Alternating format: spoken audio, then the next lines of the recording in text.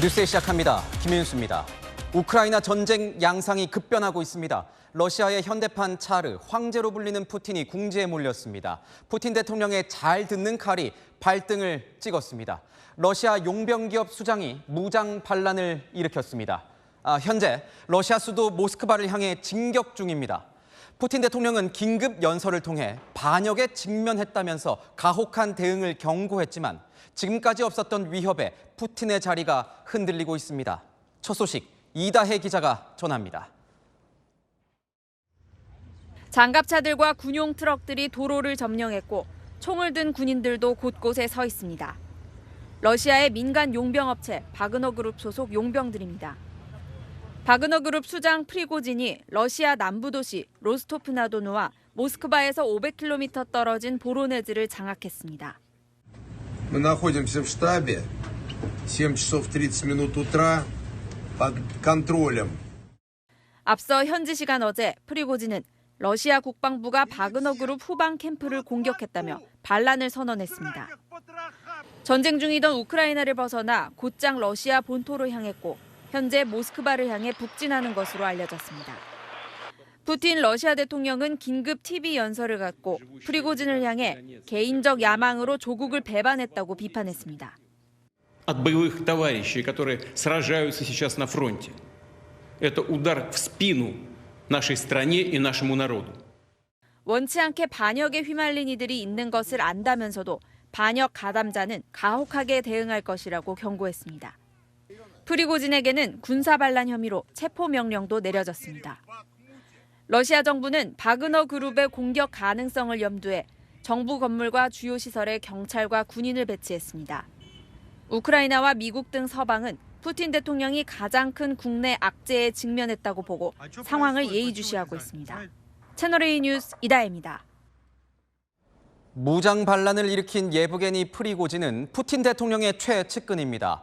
우크라이나 전쟁에서도 최전선에서 싸워왔습니다. 그래서 이렇게 푸틴과 완전히 등을 돌리게 된 배경이 궁금해집니다. 이어서 이준성 기자가 전합니다. 23. Сегодня по полудню в 12 часов полностью был взят Бахмут. 지난해 5월 러시아가 우크라이나를 공격한 이래 최대 격전지 바흐무트에서 싸워온 예브게니 프리고진. 그의 용병 상당수는 러시아의 교도소에서 데려온 수감자들이었습니다.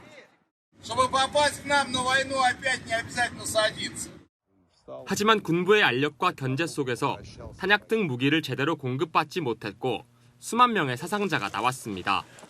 В Бахмуте мы боролись с российской бюрократией, которая вставляла нам палки в колеса. 러시아군 수뇌부를 공개 비판하자 군은 용병들과 정식 계약을 해 통제하려 했지만 프리고진이 거부하면서 갈등은 격화됐습니다. 이 과정에서 푸틴 대통령이 군 편을 들면서 토사구팽 당했다는 말까지 나왔습니다. 사기 등 잡범 출신인 프리고진은 출소 후 식당을 운영하다 푸틴 대통령과 연이 닿았고 크렘린궁 연애까지 도맡았습니다. 이후 2014년 용병업체 바그너 그룹을 창설해 각종 친러시아 분쟁에 투입됐고 푸틴 대통령의 최측근이 됐습니다. 하지만 우크라이나 전쟁 과정에서 전운을 두고 러시아군과 다툼을 벌이고 전과자를 특채하는 등의 튀는 행보로 푸틴의 눈밖에 났다는 평가가 나옵니다. 외신들은 프리고진이 푸틴 측근들의 내분 속에 결국 선을 넘었다고 진단했습니다. 채널A 뉴스 이준성입니다. 주말인 오늘 낮 최고 기온이 30도가 넘는 무더위가 기승을 부렸습니다. 그런데 오늘 밤 제주부터 비가 내립니다. 꿉꿉한 장마철에 본격적으로 접어듭니다. 그리고 이번 장마는 시작부터 강한 비를 예고하고 있습니다. 홍진우 기자입니다. 도심 물놀이장이 아이들로 북적입니다. 시원한 물놀이를 하며 더위를 잠시나마 날려버립니다. 푹푹 찌는 더위에 야외 관광지는 비교적 한산한 모습입니다. 강한 햇볕을 피하려 양산에 부채까지 동원하고 휴대용 선풍기를 써봐도 금세 온몸엔 땀이 한가득입니다. 정자 아래 그늘에서 잠시나마 열기를 식힙니다. 날씨가 생각했던 것보다 더 덥고 습해서 지금 햇빛이라도 피하려고 어디 들어가서 시원한 거라도 먹으러 들어가. 주말을 맞은 지역 축제엔 가족 단위 방문객들이 모여들었습니다. 보트를 타고 시원한 강바람을 쐬다 보면 에어컨이 부럽지 않습니다.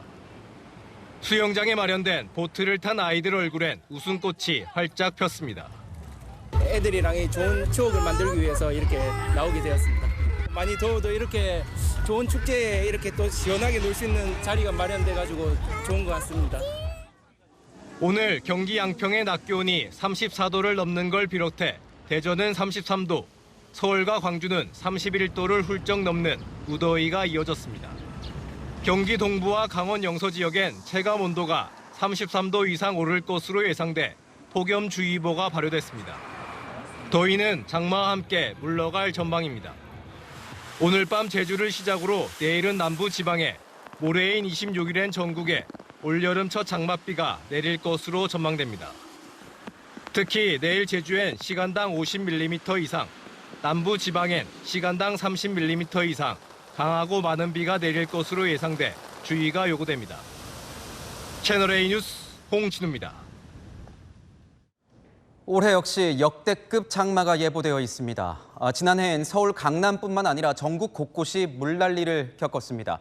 특히 반지하 주택 침수 피해를 막기 위해 지난 1년간 물막이판 설치를 추진해왔는데 정작 설치율은 30% 조금 넘는 수준입니다. 여기에도 집주인, 세입자, 주민들의 이해관계가 복잡하게 얽혀 있습니다. 김민환 기자입니다. 지난해 여름 집중호우로 침수 피해를 입었던 서울 관악구 주택가. 반지하 가구 창문엔 빗물을 막는 물막이판이 설치됐습니다. 그런데 현장을 둘러보니 설치되지 않은 곳이 더 많습니다.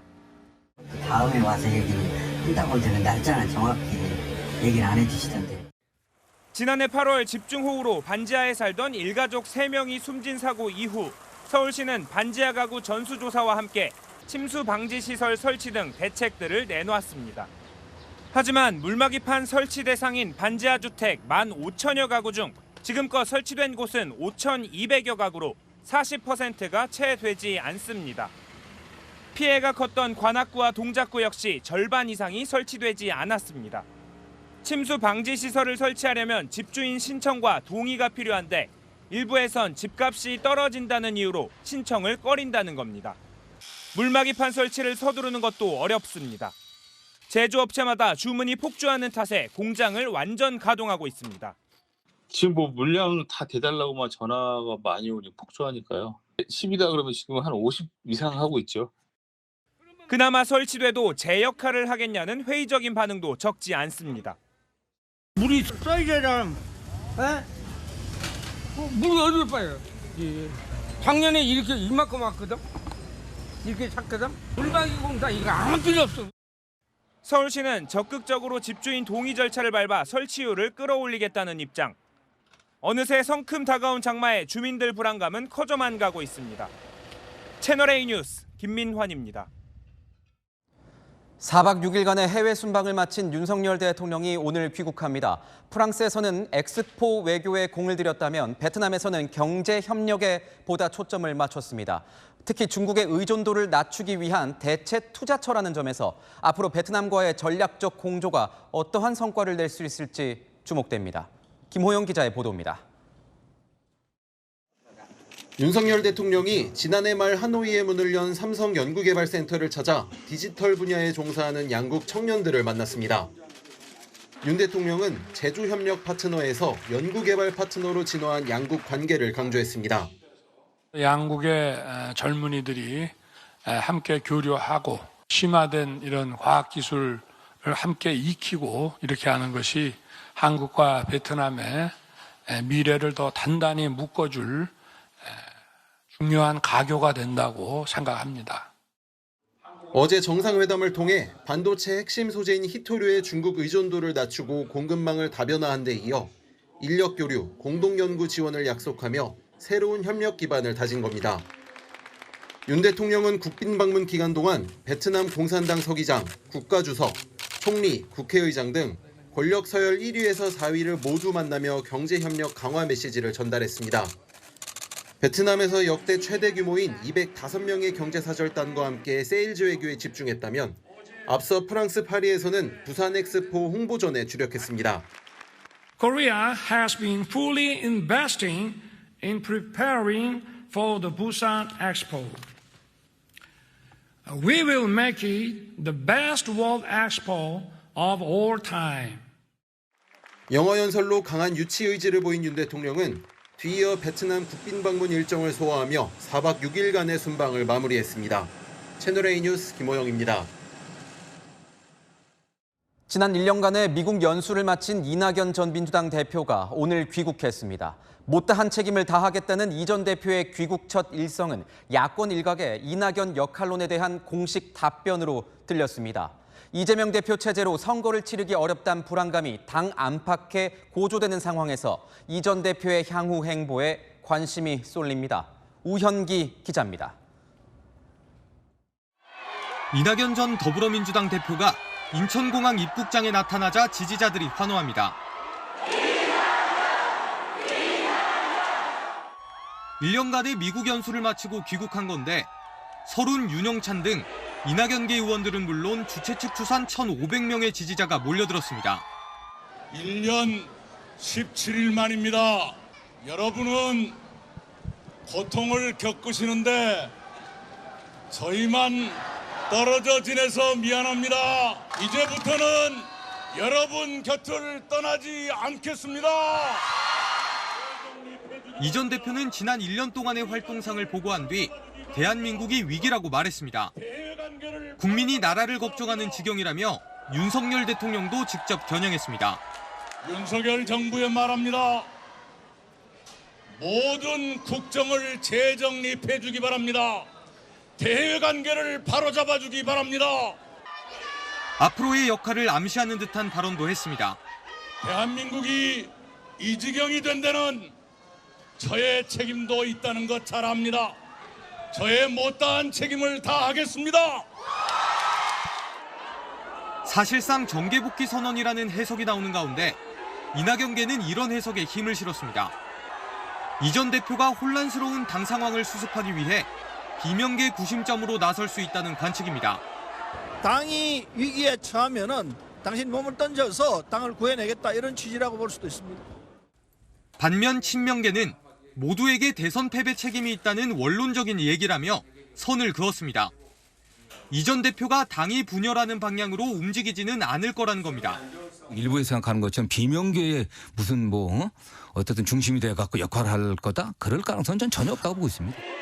이 전 대표는 앞으로 북콘서트와 강연 활동을 진행할 것으로 알려졌습니다. 오늘 공항에는 이재명 대표 지지층인 이른바 개딸들이 찾아올 거라는 이야기도 있었지만 실제 충돌은 없었습니다. 채널A 뉴스 우현기입니다.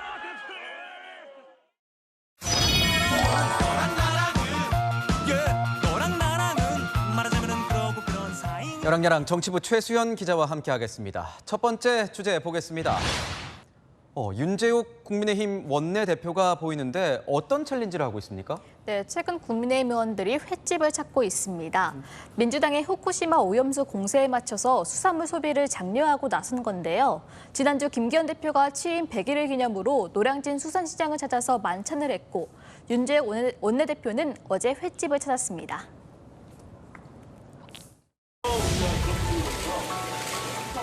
사무실 많이 들어오세요, 대표님. 아무래도 영향이 많이 있죠. 웃는 게 아닙니다, 지금. 오염수 있다는 거 하지 말고 밥 먹고 다녀요. 식사하십시오.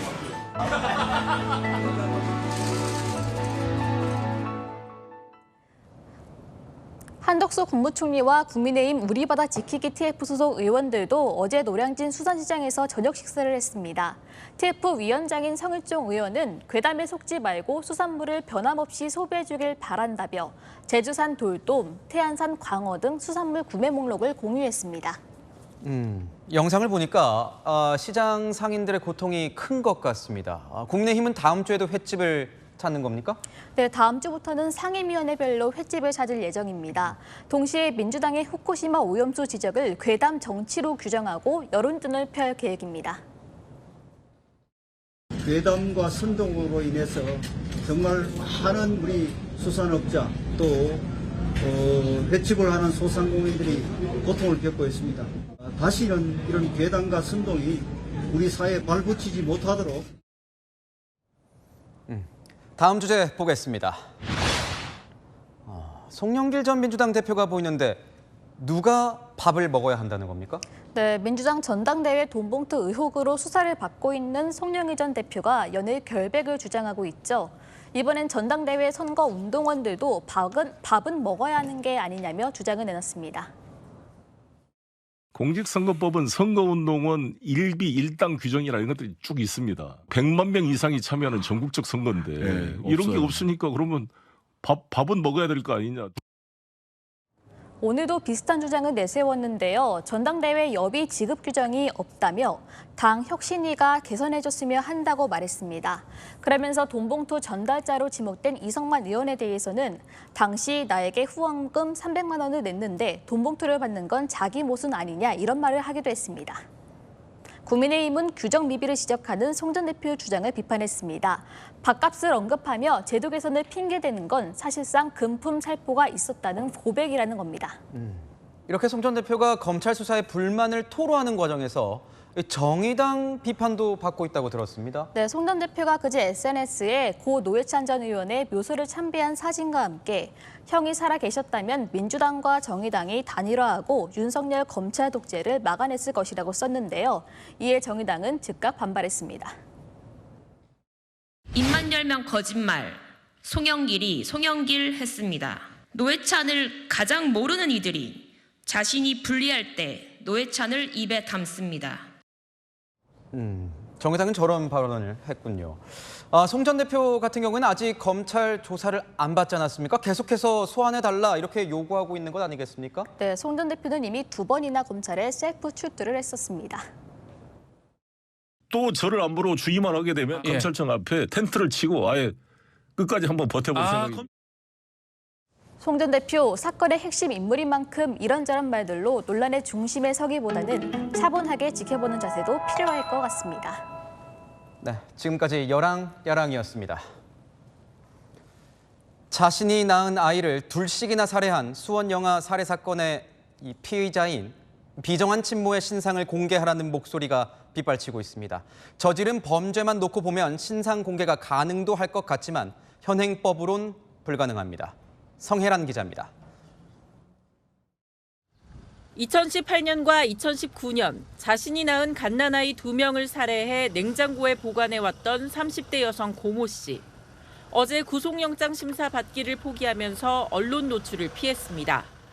온라인 공간에는 아무 죄 없는 아이를 둘씩이나 살해한 고 씨의 신상을 공개하라는 요구가 빗발쳤지만 현재로선 고 씨는 신상정보 공개심의 대상조차 될 수 없습니다. 신상 공개는 범행 수단이 잔인하고 중대한 피해가 발생했을 때 살인, 존속살해, 강도살인 등 특정 강력범죄 피의자를 대상으로 이뤄집니다. 하지만 고 씨에게 적용된 영아살해 혐의는 특정 강력범죄에 포함되지 않는 겁니다. 영아살해는 양육이 불가능한 사정 등을 감안해 처벌을 낮출 요인이 있는 범죄로 보기 때문입니다. 경찰도 고 씨의 혐의를 영아살해죄에서 살인죄로 변경하는 방안을 열어두고 검토하고 있습니다. 특히 2019년 이뤄진 2번째 영아살해는 살인죄 적용 가능성이 높다는 게 전문가 의견입니다. 다시 산부인과 가서 출생을 하고 난 다음에 퇴원하면서 아이를 사망시켰다면 의도적이고 계획적이고 자기적으로 아이를 죽였는 거잖아요. 고 씨의 혐의가 살인죄로 바뀌면 경찰이 판단해 신상정보 공개 심의 대상으로 올릴 수 있습니다. 다만 일부에선 고 씨의 남은 세 자녀 등에게 미칠 충격이나 낙인 효과 등을 고려해 신상 공개 여부를 신중히 결정해야 한다는 목소리도 나옵니다. 채널A 뉴스 성혜란입니다. 일본 후쿠시마 원전 오염수 방류가 임박하면서 소금 사재기로 품귀 현상을 빚고 가격이 치솟자 이젠 소금을 훔치는 도둑까지 등장했습니다. 무려 소금 700포대를 훔친 부부가 붙잡혔습니다. 조현진 기자입니다. 제주 서귀포시 한 도로. 파란색 트럭이 도로를 지나갑니다. 화물칸은 소금 포대를 가득 싣고 있습니다. 그런데 이틀 뒤 같은 도로에 흰색 트럭 2대가 나란히 소금을 싣고 지나갑니다. 그 다음 날에도 트럭이 소금을 가득 싣고 지나는 모습이 포착됩니다. 트럭 운전자는 60대 부부. 훔친 소금을 싣고 도주하는 모습입니다. 이들은 인근 폐축사에 보관 중이던 소금 700여 포대를 훔쳤습니다. 시가로 2천만 원이 넘고 무게만 14톤에 달합니다. 피해자와 평소 알고 지내던 이들은 피해자가 부모에게 받은 소금이 있다는 걸 알고 범행을 저질렀습니다. 경찰은 CCTV 분석을 통해 범행에 사용한 트럭들을 추적한 뒤 이들을 붙잡았습니다. 훔친 소금 가운데 90여 포대를 팔거나 지인에게 나눠준 것으로 드러났습니다. 일본 원전 올인의 소금값이 고공으로 상승한 점을 감안 훔쳐갔을 가능성을 염두에 두고 수사에 속도를 내게 된 것입니다. 방범용 사설 CCTV를 최대한 자료 수집해갖고 경찰은 부부를 특수절도 혐의로 입건하고 이중 아내에 대해선 구속영장을 신청했습니다. 경비함정에 탄 해경들이 망원경으로 바다를 수색하고 있습니다. 낮 12시쯤 22명이 탄 낚시 어선과 소형 어선이 충돌하는 사고가 벌어졌습니다. 사고 충격에 소형 어선 선장인 60대 남성이 바다에 빠져 실종됐습니다. 해경은 항공기와 경비함정 등을 사고 해역에 급파해 실종된 남성을 수색하는 한편 탑승자들을 상대로 정확한 사고 원인을 조사하고 있습니다. 채널A 뉴스 조현진입니다. 세기의 혈투가 예고됐습니다. 세계 최고 부자들이 돈 싸움이 아닌 진짜 몸싸움을 하는 겁니다. 테슬라 CEO 일론 머스크가 페이스북 창업자 마크 저커버그에게 격투기 대결을 신청했습니다. 도박사들은 이미 판돈까지 걸었습니다. 박건영 기자입니다. 테슬라 트위터의 CEO인 일론 머스크. So Tesla will win in India and will do so as soon as humanly possible. 페이스북의 모회사 CEO인 마크 저커버그에게 싸움을 걸었습니다. This is Quest 3, our most advanced headset yet. It's got high-resolution color mixed reality. 발단은 저커버그의 회사에서 스레드라는 SNS 애플리케이션을 출시한다는 소식이었습니다. 머스크는 SNS에 무서워 죽겠다며 스레드는 트위터의 라이벌이 될 수 없다고 비꼬았습니다. 저커버그와 싸울 준비가 됐다는 말도 남겼습니다. SNS로 공개 저격당한 저커버그도 참지 않았습니다. 싸움 장소를 보내라고 응수했고 머스크는 종합 격투기 경기장 라스베이거스 옥타곤이라고 받아쳤습니다. 실제 대결이 성사될진 미지수입니다.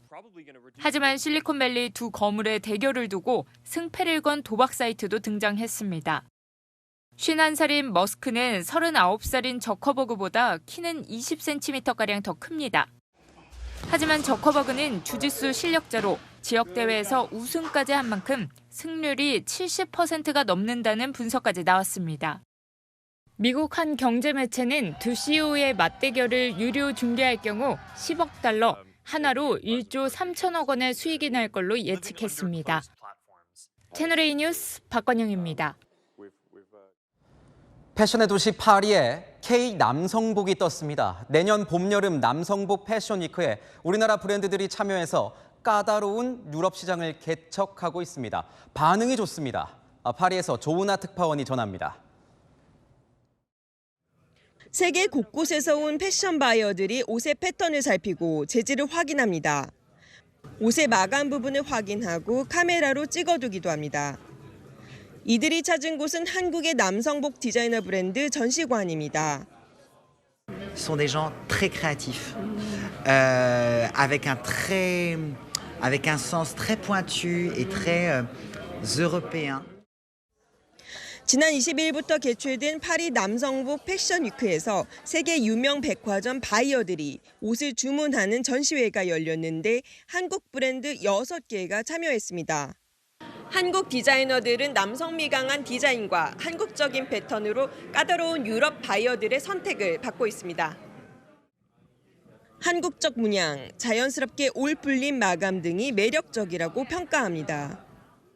Creative, more focus on the young generation, and I think this really matches our style. So. 관심은 계약으로 이어집니다. 계약의 거의 90% 해서 굉장히 3대 쇼룸 안에 들어갈 것 같아요. 파리 패션 위크를 통해 현지에 정착한 한국 남성복 브랜드의 매출도 늘고 있습니다. Non, c'est vrai qu'on remarque une grosse augmentation des ventes. Après, je pense que c'est aussi grâce aux nouveaux visiteurs à Paris, des anciens clients qui reviennent en ce moment depuis le Covid. C'est vrai qu'il y a une augmentation. 산업화에 의한 생산국이었다가 이제는 생산국을 넘어서 크리에이션의 선도를 할 수 있는 가장 큰 인프라를 가졌다고 생각이 듭니다.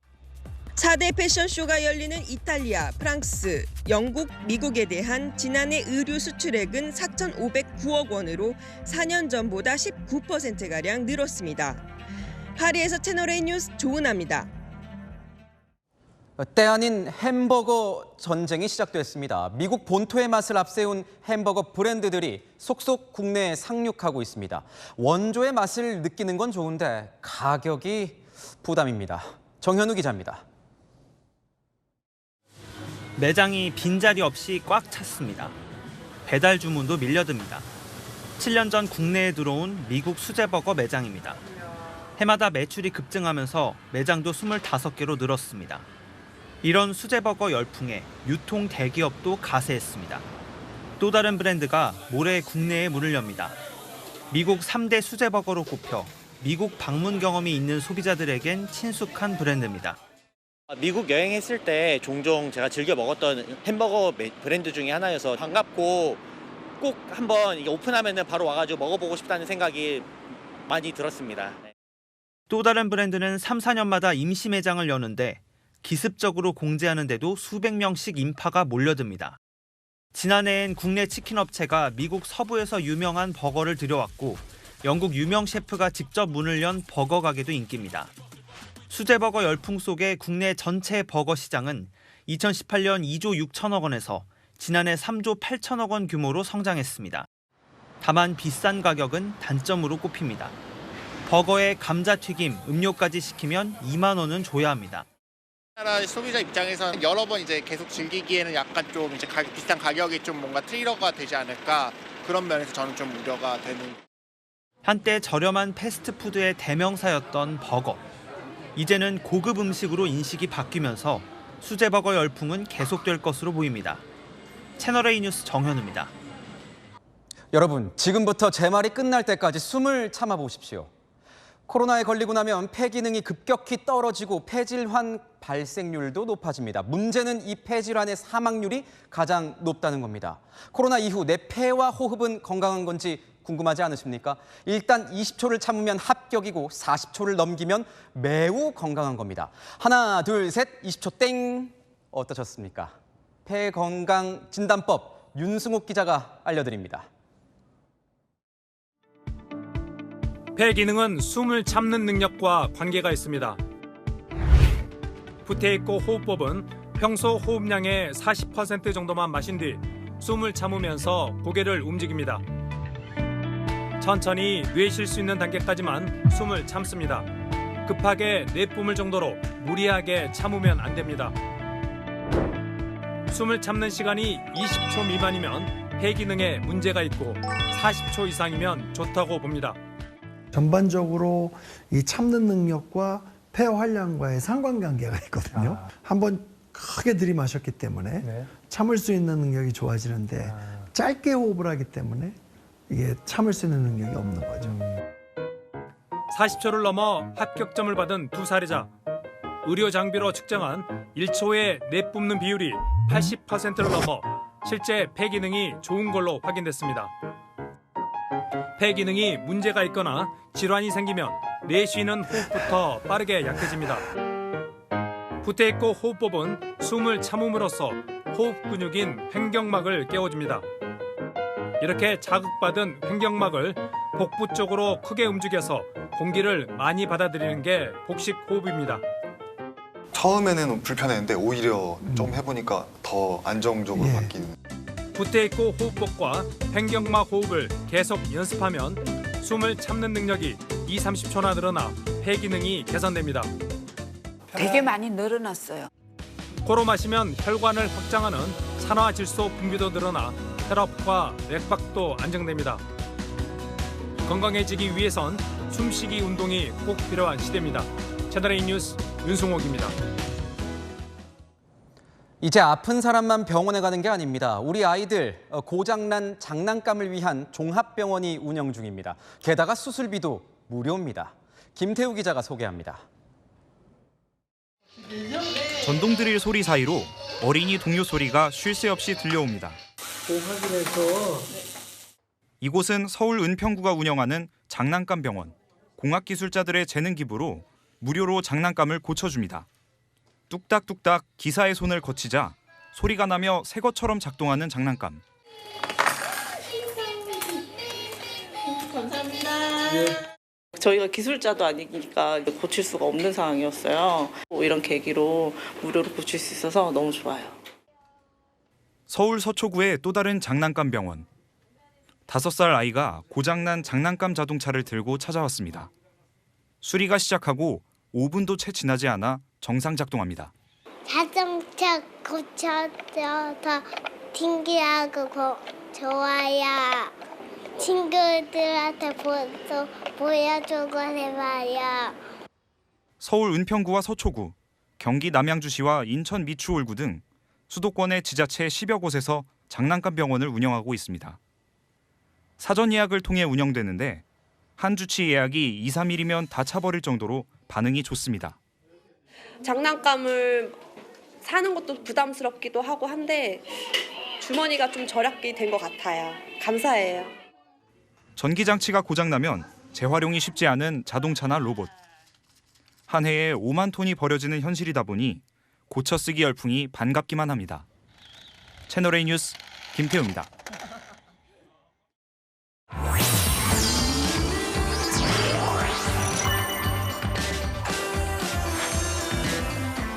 네, 오늘 오픈 인터뷰. 오늘은 국내 최초 트랜스젠더 선수 나화린 씨를 모셨습니다. 어서 오십시오.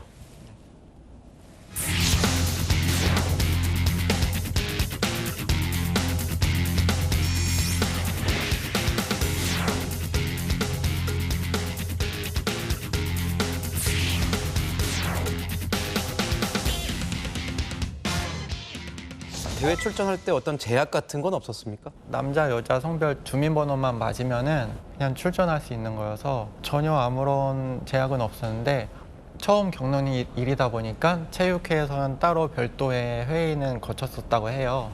경기를 마치고 나서 어떤 기분이 들었습니까? 최선을 다했기 때문에 좀 뿌듯한 느낌은 있었고 그래도 저로 인해 피해본 여성 선수들이 있기 때문에 미안한 마음이 있었어요.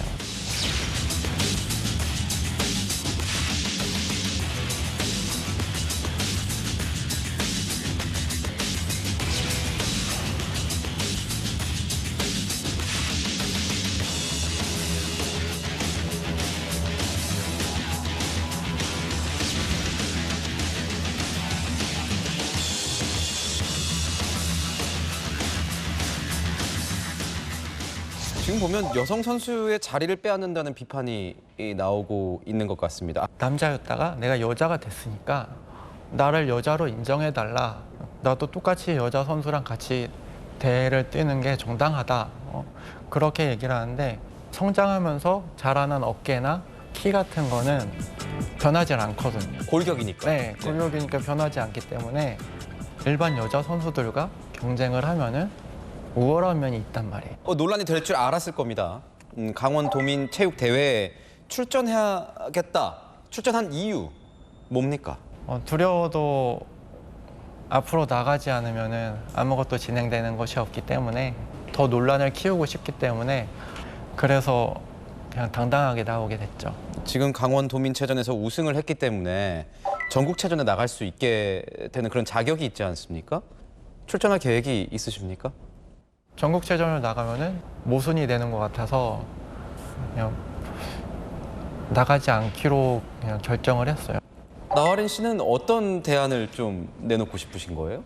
남자, 여자, 성저 남자 그렇게 셋으로 분류를 해서 경기를 뛰어야 모두가 만족할 만한 경기가 되지 않을까. 일반 여성은 열심히 노력을 했는데 저 선수가 있어서 어차피 난 열심히 해도 2등밖에 안 돼. 그런 생각을 하게 되고 트랜스젠더 선수는 이렇게 열심히 해서 1등 해봤자 뭐하나.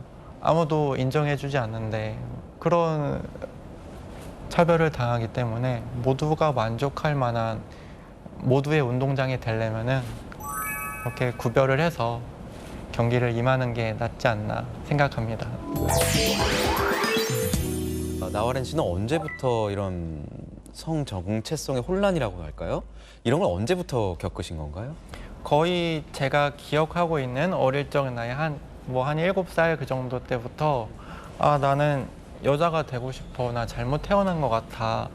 내일 아침에 깨어나면 여자가 되게 해주세요 하고 기도하고 그런 정도로 하면서 지금 남자로 태어났으니까 남자로 살아가려고 너무 노력을 했었어요. 그렇게 살아오다가 중학생 때인가 하리수 씨를 TV로 접하고 나서 아, 성전환 수술이라는 게 있구나.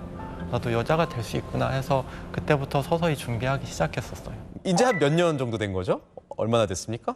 성별이 바뀐 지는 아직 1년도 안 됐어요. 작년 제 생일 맞춰서 제 생일이 10월 18일인데 10월 17일에 수술을 했어요. 그래서 이제 한 8개월 정도 된 건가요?